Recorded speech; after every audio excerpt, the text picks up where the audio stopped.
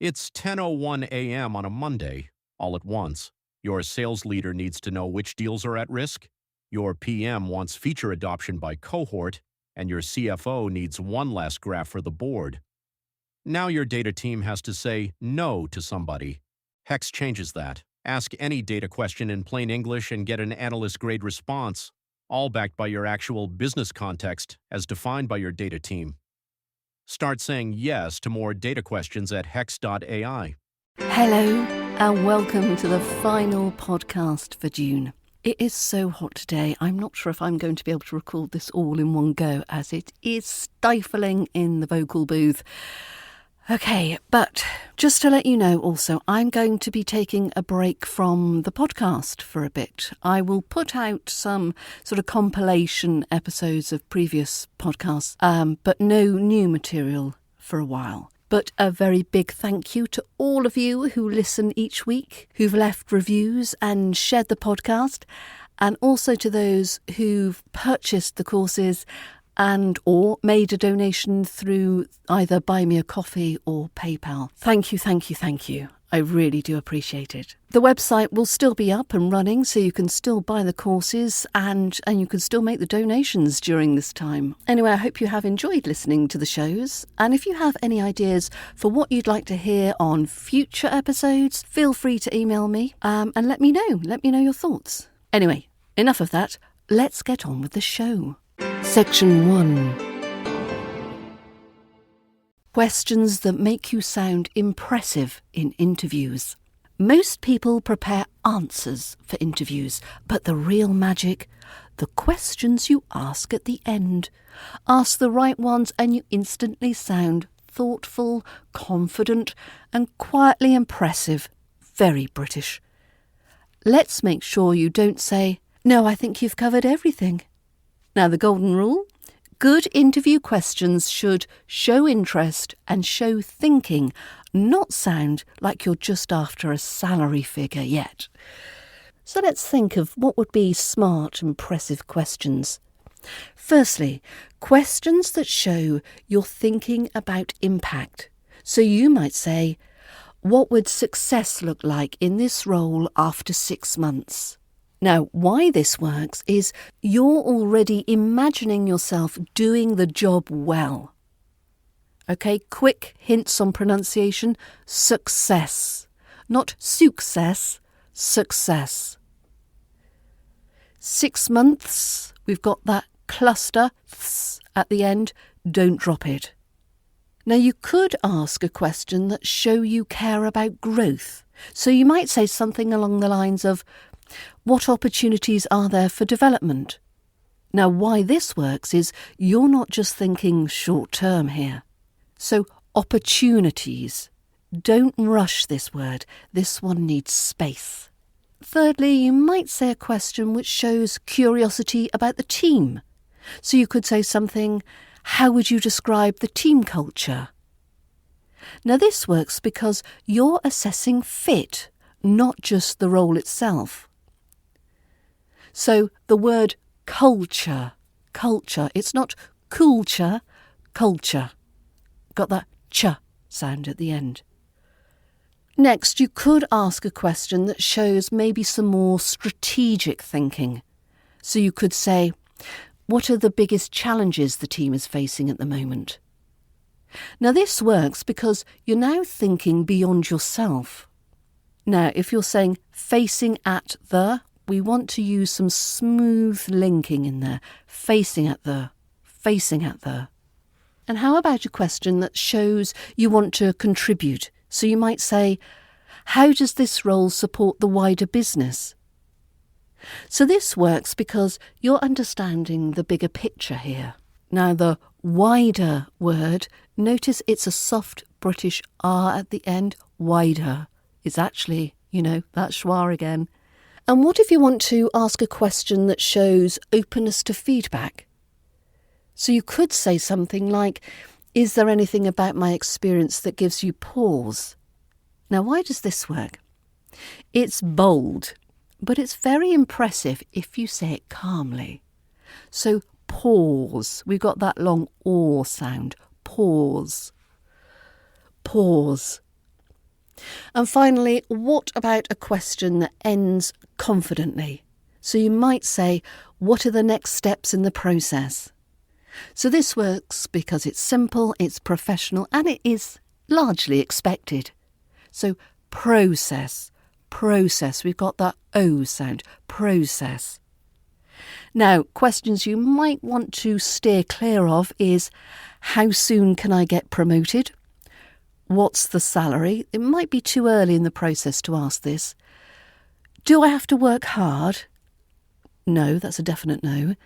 Now, delivery matters when you're asking questions. Keep your tone calm, interested, and try not to sound rehearsed. Use softeners, which is very British. I was just wondering. Could you tell me? I'd be interested to know. So, for example, I was just wondering what success would look like in this role.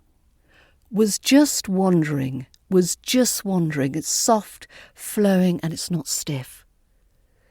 At the end of an interview, most people try to impress. The best candidates, well, they sound genuinely interested. And if you can ask questions like this with natural rhythm and pronunciation, you don't just sound fluent, you sound like someone they'd actually want to hire. And that's exactly what I help you do inside my British Accent Bundle. Natural speech, British rhythm and confident delivery.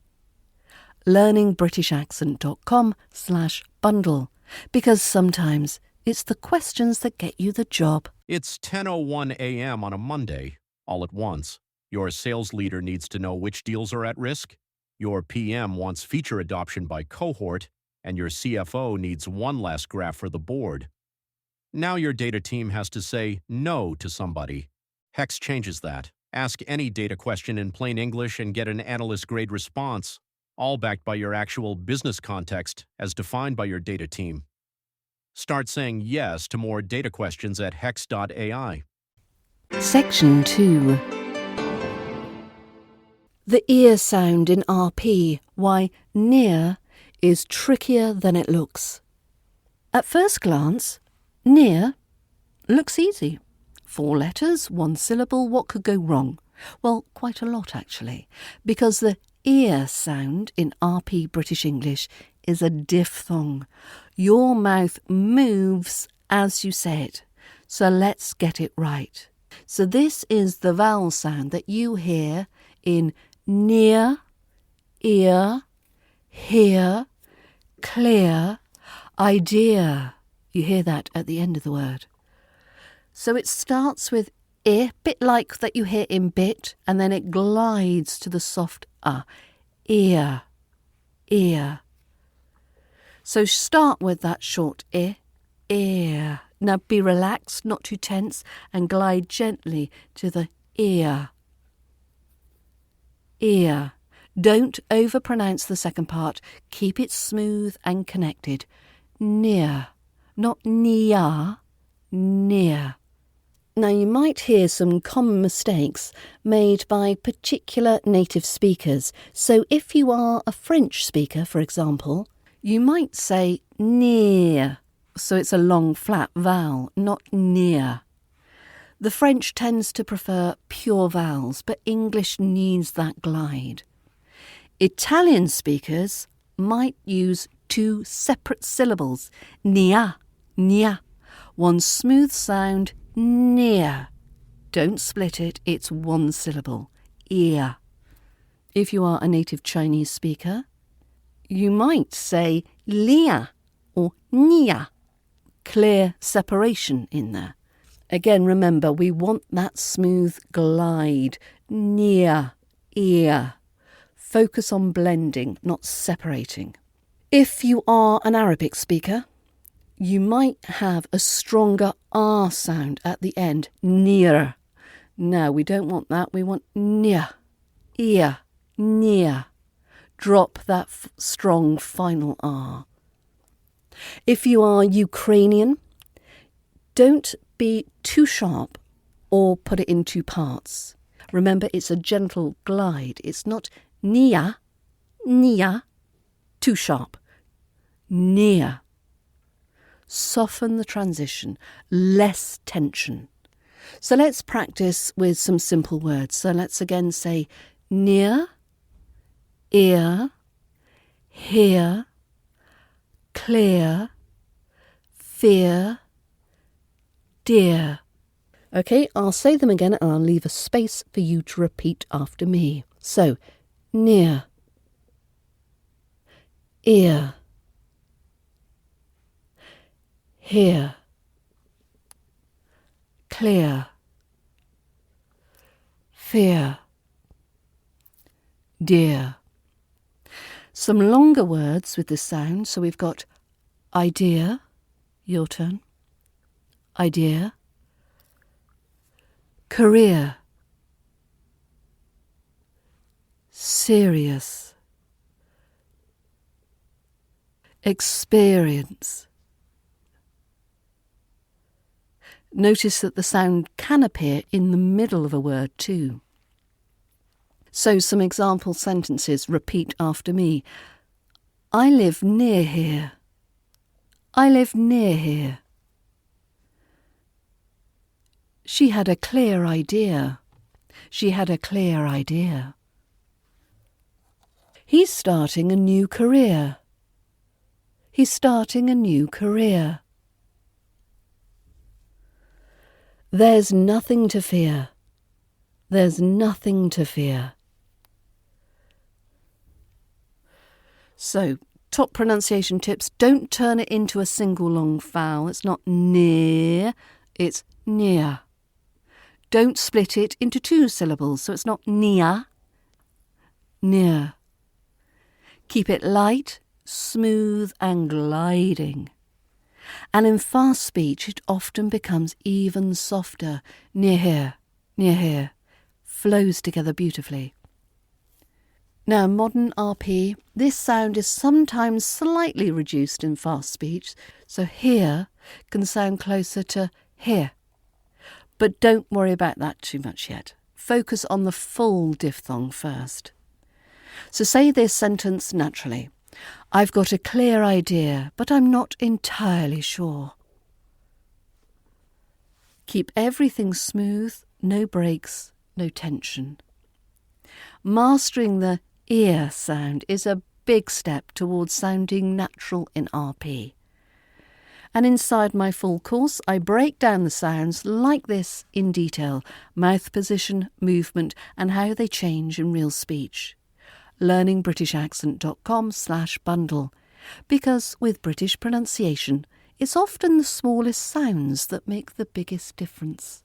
It's 10:01 a.m. on a Monday, all at once. Your sales leader needs to know which deals are at risk.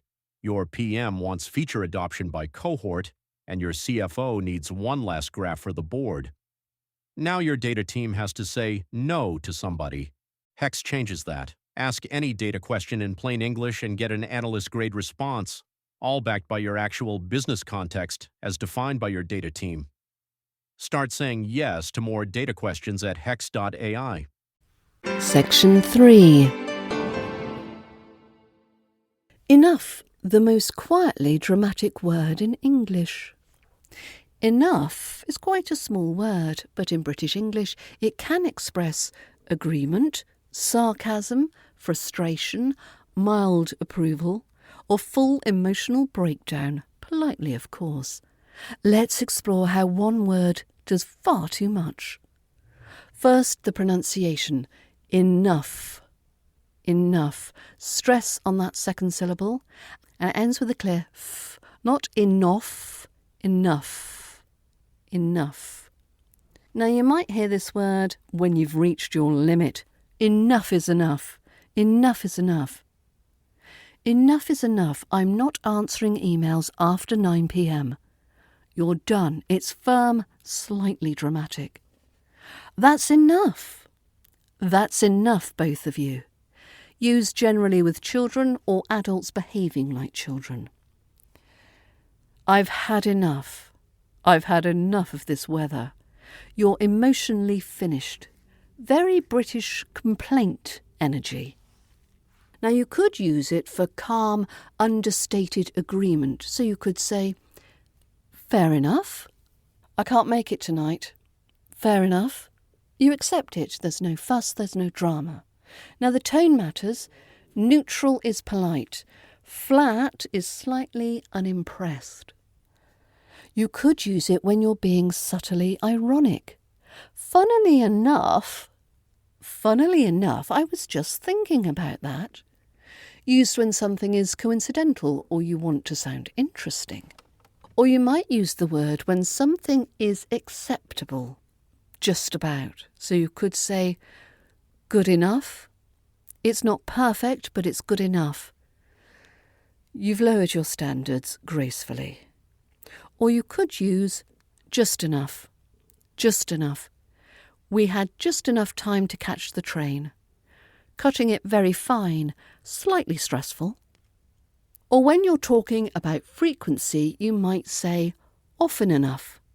Often enough. It happens often enough to be a problem. It's not constant but frequent enough to annoy you. Now when you're talking about time with a hint of inevitability, you might say soon enough. You'll understand soon enough. Slightly mysterious, slightly threatening.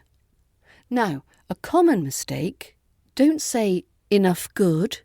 We say good enough. In English, enough comes after the adjective. Warm enough, big enough, fast enough, and linking matters. This is where you sound natural. Good enough, good enough. Fair enough, fair enough. Just enough, just enough. Notice how the final consonant links smoothly into the enough. Nothing is overpronounced. So have a go at this sentence. Fair enough, but I've had enough of doing just enough. Fair enough, but I've had enough of doing just enough. Your turn. A very British observation, enough is often understated, slightly sarcastic, and doing quite a lot of emotional work without raising its voice. It's very on brand. Master this one word and suddenly your English sounds more natural, more expressive and much more British. Get more help at learningbritishaccent.com/bundle. It's 10:01 a.m. on a Monday, all at once. Your sales leader needs to know which deals are at risk. Your PM wants feature adoption by cohort, and your CFO needs one last graph for the board. Now your data team has to say no to somebody. Hex changes that. Ask any data question in plain English and get an analyst-grade response, all backed by your actual business context as defined by your data team. Start saying yes to more data questions at hex.ai. Section 4. How to describe injuries without sounding dramatic or confused. Injuries are never fun, but talking about them, surprisingly useful, because whether it's a minor cut or something more serious, you'll need the right vocabulary and the right pronunciation to explain it clearly. So let's patch this up nicely. So the everyday injuries, we've got a cut. I've got a small cut on my finger. A bruise. I've got a bruise on my arm. We got that long ooh sound. Bruise. A rash. She's developed a rash. Or a splinter. I've got a splinter in my thumb. Now, for those injuries that are slightly more painful, a sprain. I think I've sprained my ankle. Or a burn. I burned my hand on the oven. Bump. He's got a bump on his head. And a bite. I've got a mosquito bite. Now, what happens to your body afterwards? So we have swelling. There's some swelling around the ankle. Or stiffness. I've got stiffness in my neck. Now, when it's a bit more serious, we might have stitches. I needed stitches after the fall. You could have a scar. It left a small scar. That long R sound. Scar. We don't hear that R at the end. So some very common extras. We have scratch, a scratch. It's just a scratch. Blister, blister. I've got a blister on my heel. Or fracture or a break. Fracture, break. He's broken his wrist. Or a twisted ankle. I twisted my ankle while running. Now, some useful phrases that you'll hear, and this is what people actually say. It's not too bad, even when it actually is.